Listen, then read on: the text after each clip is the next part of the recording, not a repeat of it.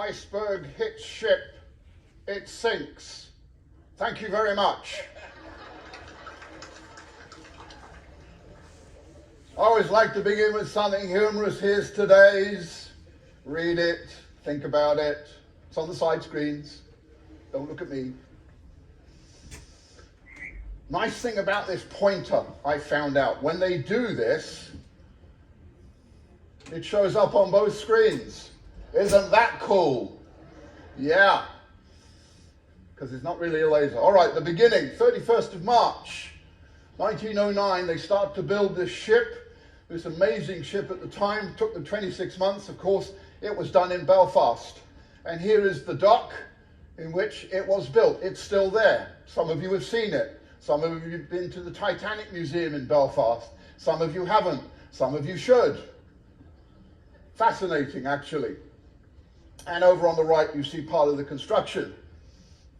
Holland and Wolff was responsible for it. 3,000 workers over that time period of 26 months to do it. And you see where the arrows are pointing? Rivets. They didn't weld things together in those days. It was rivets. Iron and steel rivets. Remember, rivets. Very important in the story of the Titanic. Look at the anchor links. It was a big ship at the time, and they made things big accordingly. That was made by a different company. Here it is, leaving Belfast, on its way to Southampton on that fateful voyage in 1912. At the time, the most modern ship of its time. Don't compare this ship to that. Didn't have air conditioning, for example. And we will see some other things that it did have that we don't have, gratefully. This is Southampton. Every red dot on that map in Southampton is where a crew member lived.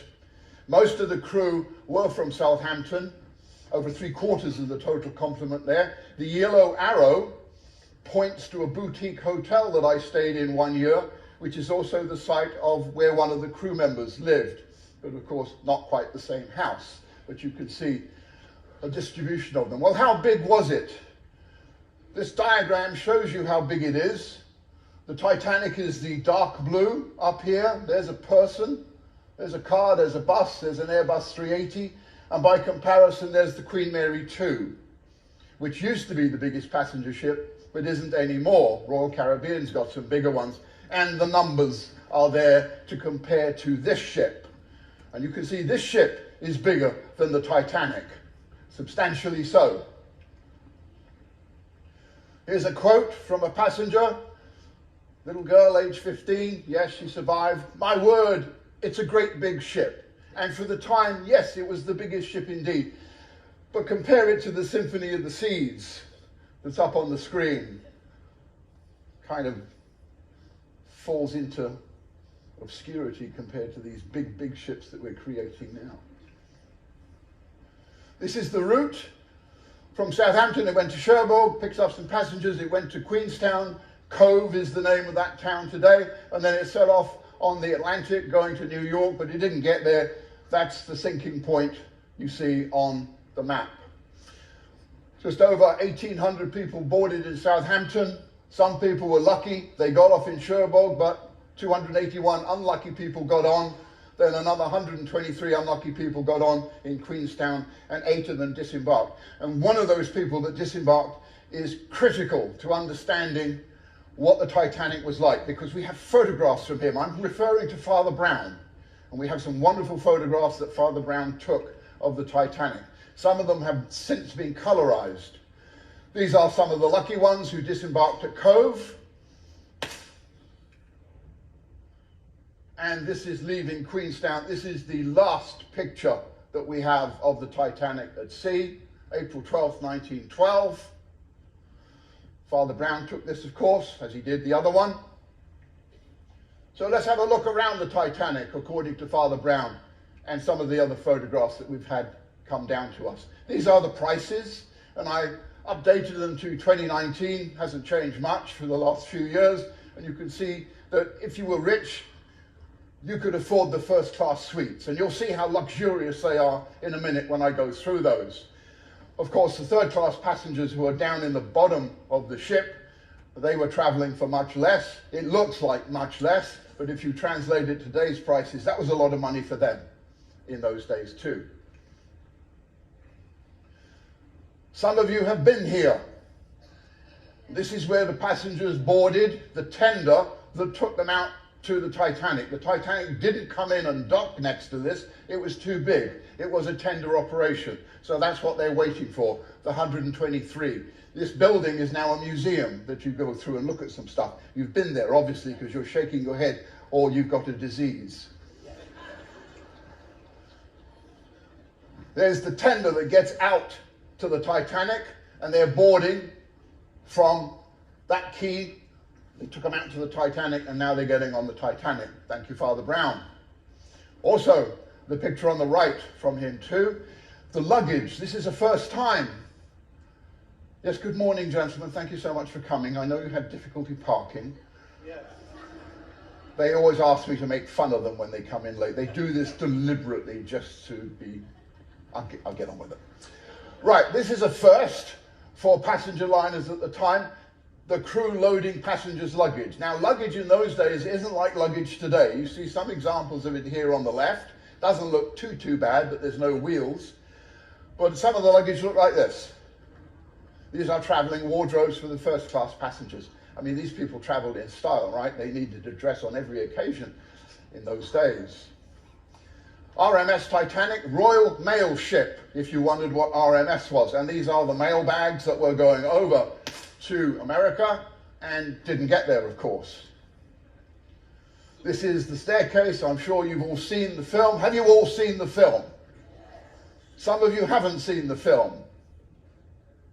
Maybe one or two.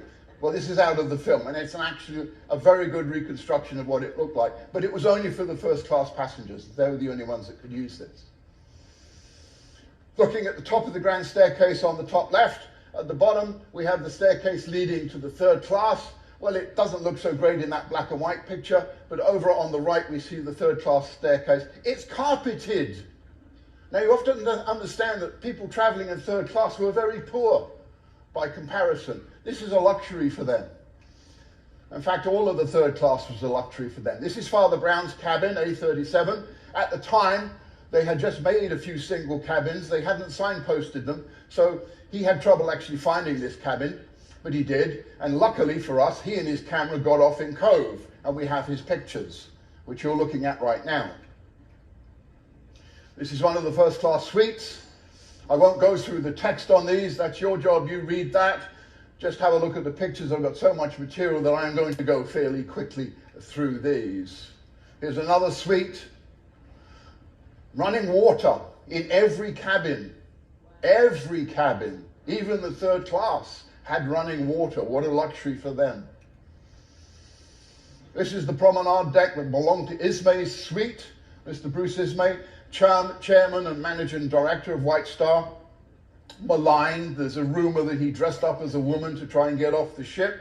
He did indeed get off the ship eventually, and became a ruined man because of all the negative publicity that followed him surviving the sinking of this ship. They felt that he should have gone down with it. But that's his private promenade outside his suite. This is the reading and writing room that's been colorized. It was originally designed just for the first class women to go relax in, but it became more general use on this voyage. It was open to everybody. This is the first class gym. We have the gym master on the rowing machine, and we have William Parr, an electrician who was traveling first class, riding at the back. It was also open to women, but at separate times. And you see an example of this, the woman on a riding machine there. So they segregated the sexes in the gym. That's just for the first class passengers. Here's the famous band. We all know that they played as the ship went down, and yes, they did. They were, and this is amazing, they were contract musicians. They weren't White Star employees. So the fact they did this, sort of sacrificed their lives at the end to calm people in the evacuation of the ship, is quite remarkable. Deck games, they did have them. This is a picture taken by Father Brown. We have 6-year-old Robert Douglas Spedden spinning his top there. He's being watched by his father, Frederick. They both survived the sinking, but unfortunately, as that text that just animated came up, he died in an automobile accident at the age of 9. survived the sinking of the Titanic, yet to be hit by a car.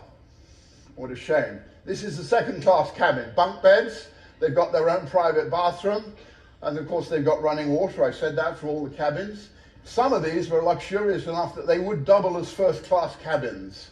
So that was good enough for them. And you can see what it looks like there.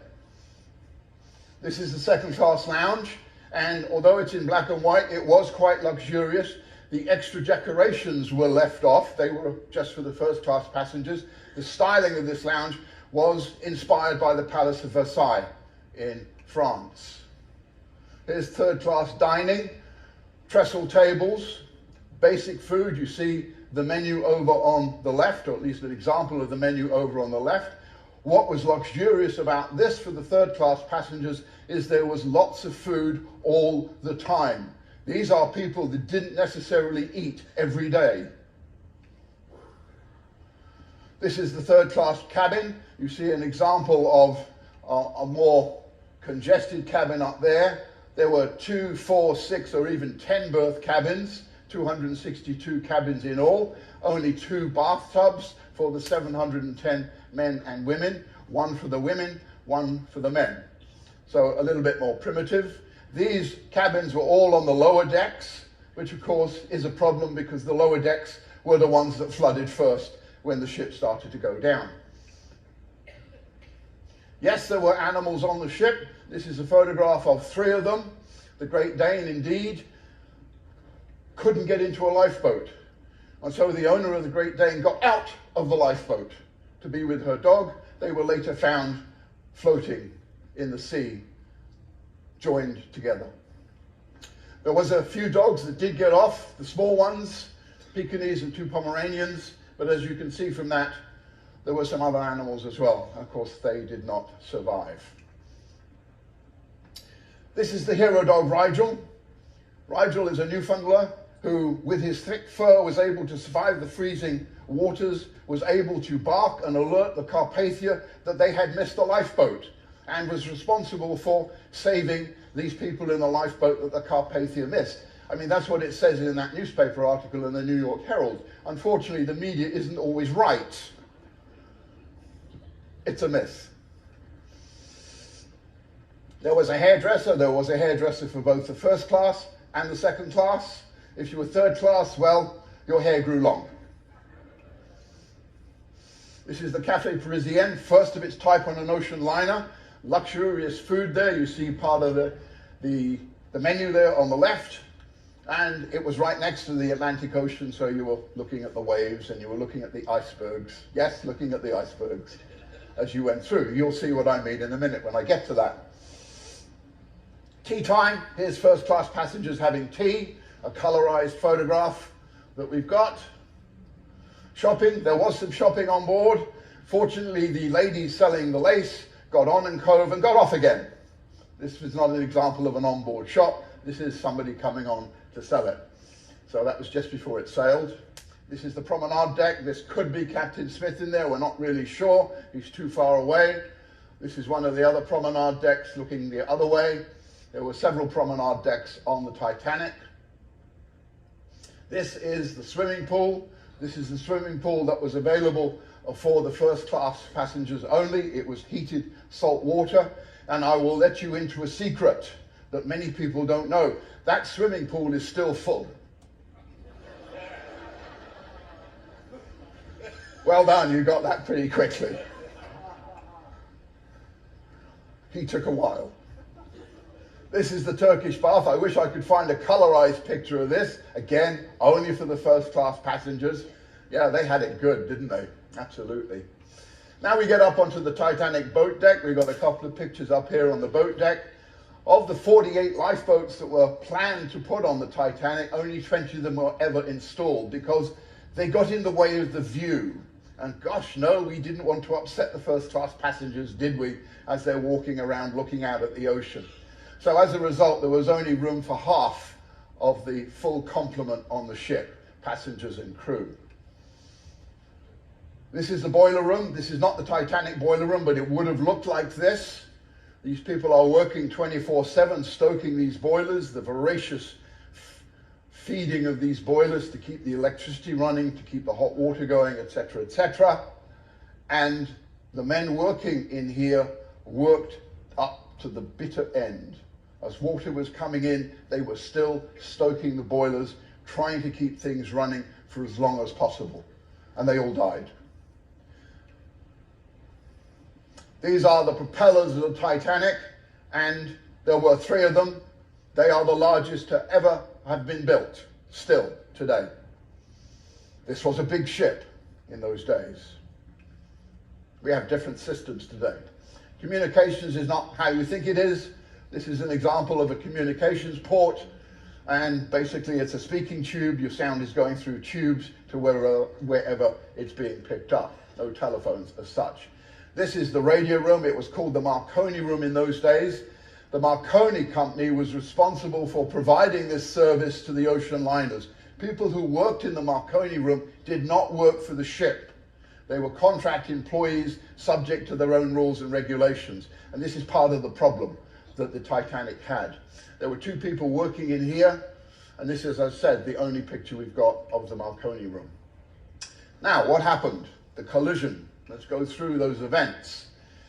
This shows you where the Titanic is, where the Carpathia is, where some of the other ships is, where my mouse pointer is. We've got the ice field limit in April. This is the iceberg field also on that day. So they come further south. These are the tracks, the northern track and the southern track, to try and avoid some ice. But as you'll see, they didn't really care too much about the ice in those days. This is a picture from another ship going across the North Atlantic, and that's what it would have looked like for the Titanic. Lots of ice on the sea, and icebergs too.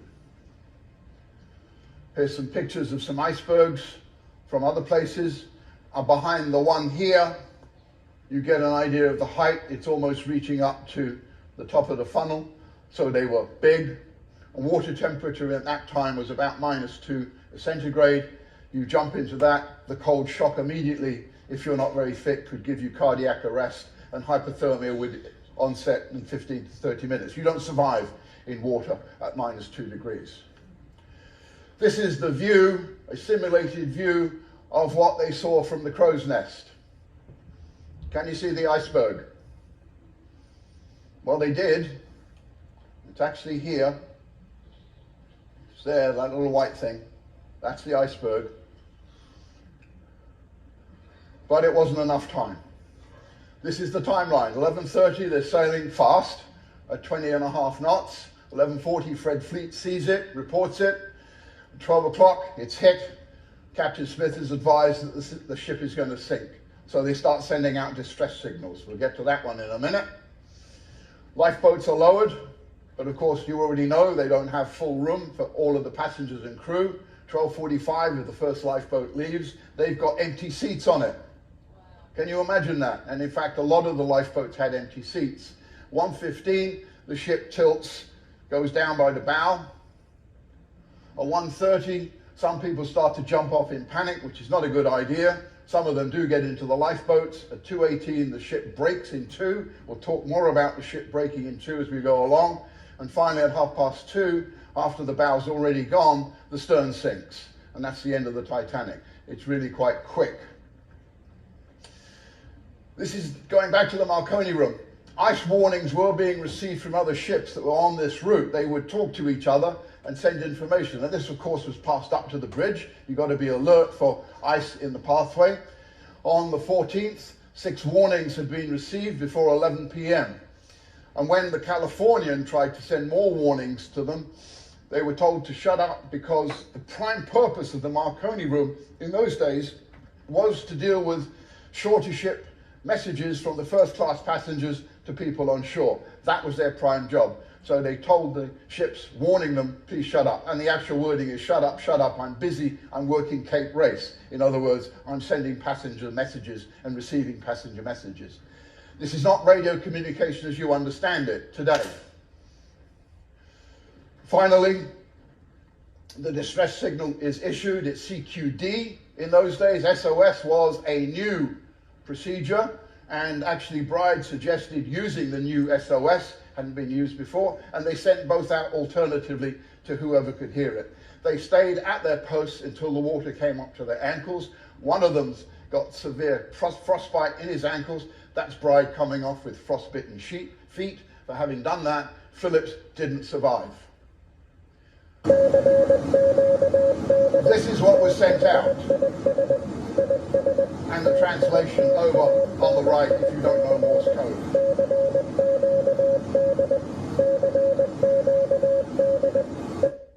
And they sent out for as long as they could. How big was this iceberg? We've got some idea. The weight must have been over 1 million tons. Surface up to about 30 meters high. How do we know this? Because passengers reported, the ones that survived, passengers reported ice on the top deck. So obviously in the collision, ice was thrown up. So obviously that's got to be a certain height to do that. And it would have been about 60 meters deep. 90% of this iceberg, of course, is submerged. Most of the iceberg is underwater. So there's a reconstruction maybe of what it looks like over here in relation to the Titanic. And that's the one they hit. These are some contenders for the ones that sank it. These are pictures taken from other ships shortly after the Titanic sunk, but it's most likely this one because we have witness statements of what the iceberg looked like, and this matches closely to what was reconstructed. The drawing up here is a reconstruction from witness statements of what they thought the iceberg looked like, and this iceberg looks fairly similar to that one. This is the ship that didn't. This is the SS Californian, and this picture was taken from the Carpathia. They stopped at 10:20 at night. They saw rockets coming off the Titanic. These were distress rockets. They might not have seen all of them because they were shot off both sides. They thought the Titanic was having a great party. They tried communication. They tried Morse lamp communication. They didn't get a reply. The Marconi room operator was off duty. They couldn't wake him up because he didn't work for them, so they couldn't use radio to communicate. And so they just went away. When they saw the lights go out, when the Titanic sunk, they thought it had sailed off. No, it had actually sunk. So they were right next door to the Titanic, and they didn't render assistance. They did get on site afterwards when they heard messages from others. They found flotsam in the sea, and the comment there from the US Senate that Captain Stanley Lord, who was captain of the Californian, reprehensible. His actions were reprehensible, and he was sacked a few months after. That was the end of his career. Were the third class trapped? If you saw the film, it looks like they were trapped. Gates were locked. There's no historical documentary evidence that this is true. We don't believe it is true, but what is true is a lot of the third class passengers didn't know their way around the ship because they couldn't explore. They were confined to the lower decks. Also, many of them didn't speak English. So this is another problem. So yes, difficulty in getting off the ship, absolutely true, but was it because gates were closed? Very unlikely. The lifeboats left with 400 empty seats. What a shame. The musicians. There's talk about what was the last song did they play. We have conflicting evidence from people who were there. Bride, one of the last off the ship, says it was Autumn. But other people say it wasn't. Nor was it Nearer, My God, to Thee. Simply, no matter what anybody says to you, we do not know what the last song is. And anything other than that is speculation. Shame, really. This is Wallace Hartley. He was the leader of the band. He died, but his violin was found, and provenance was established that it was his. And as you can see, it sold for over £1 million in auction in 2013. We don't know who the buyer is. The film. Hanging onto the back rail because the ship is vertical. There's the Titanic. Vertical again. And there's Frederick Fleet seeing the iceberg. Fanciful. And actually, that does come out of the inquest, which I'll get to, but not true. And in fact, Cameron redid it, and I'll show you his revised sinking animation. It took place at a very low angle, somewhere between 10 and 25 degrees. The ship did not go vertical. The maximum moment angle is 22.9, meaning anything above 22.9, the ship's going to break because the weight in the back is too big. It wasn't strong enough to support it. So why did it sink? Well, obviously the glib answer is it hit an iceberg. And it's supposed to be unsinkable, as you all know. We'll address that as we go along. Remember I said this? Rivets, remember them? Everything is held together with rivets. The strong rivets were used in the central part, the steel rivets. The iron rivets were used in the bow and the stern. I don't know why that was, but that's what they did. 3 million were required, and 48 of them were recovered from the wreck. You see a picture of it down there. When studied, some of those rivets were only about 27% as strong as the steel they were holding together. In other words, the rivets were weak. This is an analysis of one of the rivets. The more red you see in that, the more slag, meaning the weaker the rivet. Any force on the rivet then would snap the rivet. And that's exactly what happened. The iceberg hits the side of the ship. The rivets pop here, and we have an opening letting the water in. And this is how the ship sunk. When studied some years ago at the bottom of the sea, they found several slits in the side of the ship showing where the plates had popped apart. It's shown at the front on the bow, and in case you can't actually see them, this is where they are. Those green lines are the slits where the plates popped apart because the rivets broke when it hit the iceberg. If 4 of those compartments had been filled with water, the ship would not have sunk. Unfortunately, 6 were, and it sank. So it was not unsinkable. The red vertical lines that you see here are the watertight compartments, and they don't go all the way up. They only go up to a certain height. So if there's too much water in there, it will flow over the different compartments. This is the sinking. We're looking at a 2-hour, 40-minute process in just a couple of minutes. The ship collides with the iceberg. They turn, trying to avoid hitting the propellers, but the damage has been done already at the bow. The forward compartments begin to fill, and the ship starts to go down as it gets heavier at the front.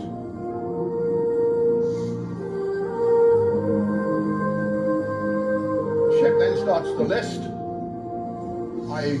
tilting to one side, 10 degrees, the front becomes submerged.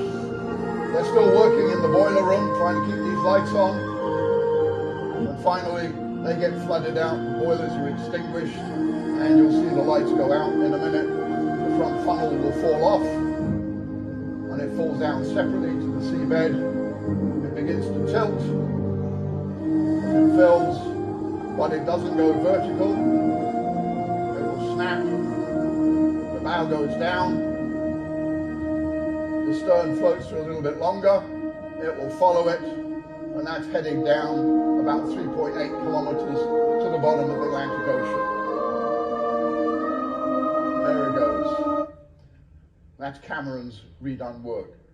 I won't read all of this. These are a couple of the lifeboats, but the bottom bullet is really terrifying. The sounds of people drowning are something that I cannot describe to you, and neither can anyone else. It's the most dreadful sound, and there is a terrible silence that follows it. I can't imagine what these people went through. The lost and found. This is a complicated table. This is the best information we've got from Lord Mersey, the loss of the Titanic. The only accurate numbers were on board the ship. But just cast your eye down this last column here and look at the percentages that were lost. The highest is men second class, 92% of them were lost. They didn't survive. I'll just let you look at that for a second, and then we'll move on. News, well, we've got various stories coming out, one of them from the Daily Mail. A couple of days later, Titanic sunk, no lives lost. Yeah, I keep saying the media is always so accurate, right? This is one of the survivor lifeboats. This is collapsible boat D that was picked up by the Carpathia the next morning. Yes, there were life jackets. This is what one of the life jackets looked like. They were filled with cork. This particular one sold in Christie's in 2007 for £60,000. As I said, filled with cork. If you jumped into the water with this cork, the back of it could actually hit the back of your head and break your neck. So not necessarily a life jacket. It could be a death jacket. It just depends. Only 9 of them who we know of remain today. These are some of the survivors on the RMS Carpathia. They're the lucky ones that got saved.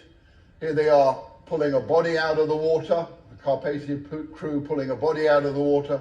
And over on the left, an impromptu mortuary on the deck of the Carpathia. They saved 710, they recovered 328, and they lost almost 1,200 people. They didn't get them at all. Anybody been to the cemetery in Halifax? A few of us.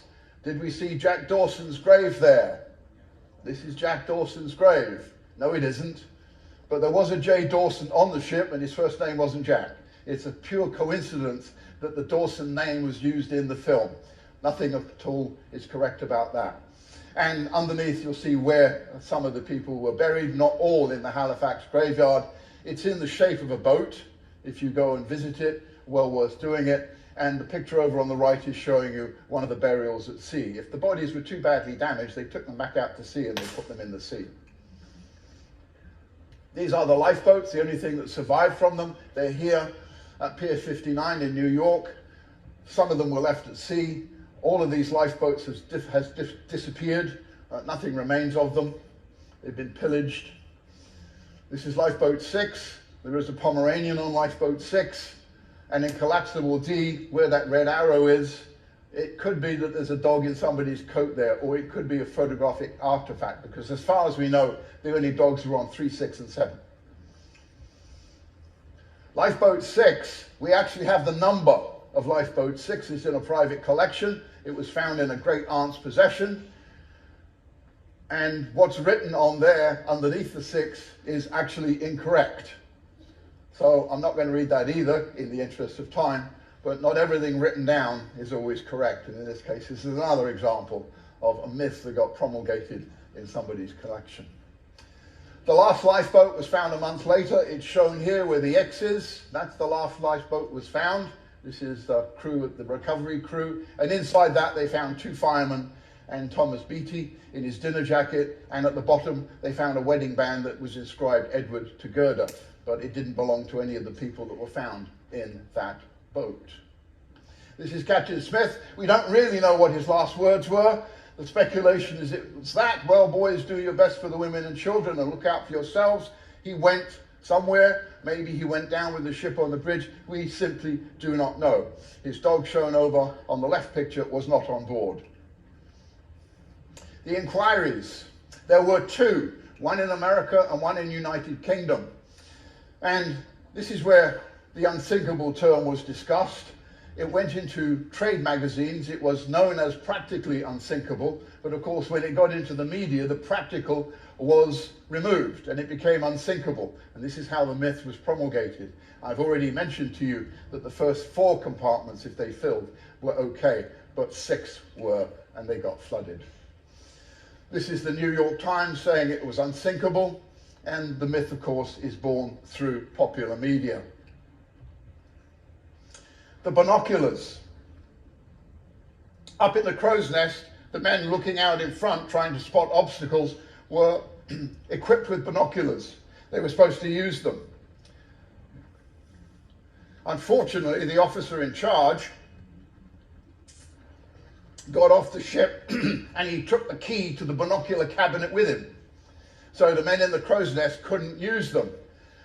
Senator Smith, suppose you had glasses. Could you have seen this black object, the iceberg, at a greater distance? Frederick Fleet, he was in the crow's nest. We could have seen it a bit sooner. Senator Smith, how much sooner? Frederick Fleet, well, enough to get out of the way. They couldn't see it, moonless night. 2 inquiries. I've summarized the amount of effort that went into the 2 inquiries on this slide. I won't go through all of those, but you can see it was a very thorough job, was it not? Audience participation time. No. You said no. How do you know? How do you know it's a no? You don't know how you know it's a no. But you know it's not, you know it's no. Do you know? I know, and I'm going to show you on the next slide. Well, we'll get to the next slide in a minute, the one where I show you. There were some very odd questions asked at the inquiry. You can't read them from this newspaper article, but I did reprint some here, and I won't read all of these. But is 48 degrees Fahrenheit above zero? Don't icebergs expel rays of light? And of what are icebergs composed of? These are politicians asking these questions. What do you expect?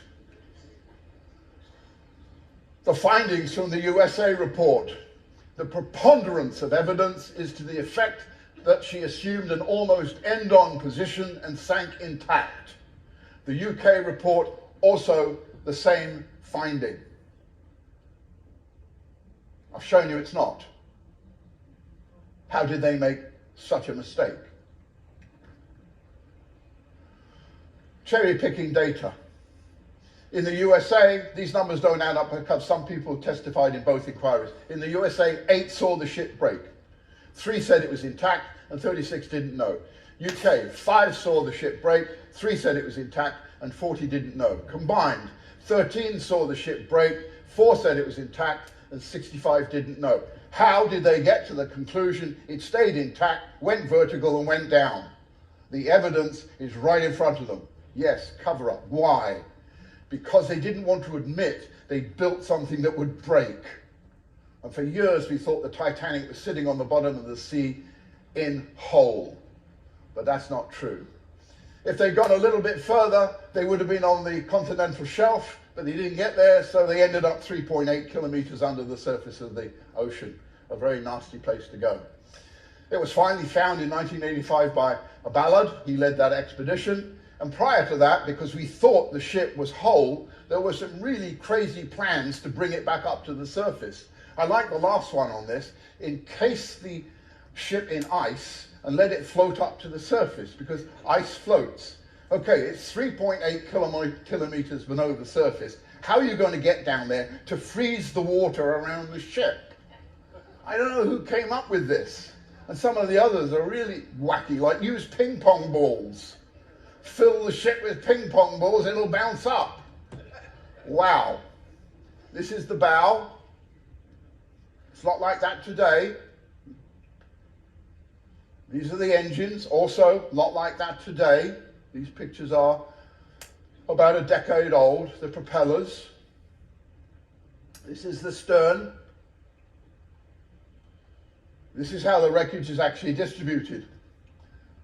So we got one part of the ship up there, we got 600 meters, there, and there's the other part of the ship. And down at the bottom we've got things like boots and other things that belong to people. At one point there would have been human remains in these, but the sea has taken its toll and has removed those remains. Nothing remains of anybody down there. They've all been dissolved away. Since then, lots of people have visited it. Cameron himself has been down there 33 times. Over 140 people have been to that site, and some removals have damaged the wreck severely, accelerating its decomposition. This is the bathtub in Captain Smith's cabin that was photographed. Bacteria is eating the ship away. It is basically dissolving. This bathtub, as of 2019, no longer exists. It has been decomposed by the bacteria into the water. And in a few decades, the whole ship will be gone, digested by bacteria. In 2001, 2 people got married over the bow of the Titanic in the submarine. Captain Warwick here, Commodore when we met him, he was captain of the QE2. He officiated from on the surface, clever man, he stayed on the surface. and that cost them $26,000 to get married. This is another visit in 2019, another photograph, and when they went down in 2019, many of the features that they had seen earlier when Cameron first went down there were gone, simply because the bacteria had eaten it away. The Ocean Gate expeditions, we know about that. More than 200 dives since 2009. If you had 250,000 lying around, you could go down too in sort of unluxurious conditions. Memorials, of course, to the Titanic exist everywhere. These are two from Southampton. Over on the left, we have the memorial to the engineers that were stoking those boilers up until the very end. They all died. And over on the right, we have a memorial to the musicians who played up till the very end too. Some of them actually did survive. They got into a lifeboat, but most of them did not survive. And 5 more. We know about the Titan on the 18th of June. That's my birthday. Thank you so much for the birthday cards I'm going to receive in the future. No, I don't mean that. In 2023, retrospectively, we know the US Navy heard it. They heard the implosion. They heard something at the time. They didn't know what it was. And of course, the wreckage of the Titan was found some days later. This is what happened. We had titanium hemispheres attached to a carbon fiber body that was 5 inches thick. We believe the joint was the likely cause of the failure for the implosion. It descends all the way down almost to the level of the Titanic, which is 3.8 kilometers below the surface of the sea. This is what the Titan looked like. Yes, it had light so that people could view the wreck. And then, of course, something happened. We don't know exactly what happened. People were sitting inside this cylinder, as shown here. No comfy chairs there. It doesn't matter, you're rich. There's no comfy chairs in the Titan. The joint failed. There was an implosion which took 20 milliseconds. It takes 150 milliseconds for you to figure out something hurt you, so they wouldn't have known anything happened to them. And that explosion was the equivalent of a 50 kilogram TNT explosion. So the other way around. Imploding, but with the force of a 50 kilogram explosion. And that's basically what happened to the people in the Titan. They were immediately vaporized into the sea. Let me finish up with the luckiest woman ever. This is Violet Jessop. In 1911 to 12, she served on the Olympic. She was involved in a collision between it and another ship. It nearly sank, but she survived that. Then she was working on the Titanic, and in 1912, she started working there. Lifeboat 16 she was on, and holding the baby refers to someone running up to her, giving her a baby. She has no idea who gave her this baby. She gets to shore, and shortly thereafter on shore, another woman that she didn't know runs up to her, grabs the baby, and runs away. So that's what happened to her. So she survives the Olympic near sinking, she survives the Titanic near sinking, and then in 1916 she's on the Britannic, which sinks because it hit a mine, and yes, she survived that one too. Isn't she the luckiest woman ever? She survived all 3 of those. And that brings me to the end.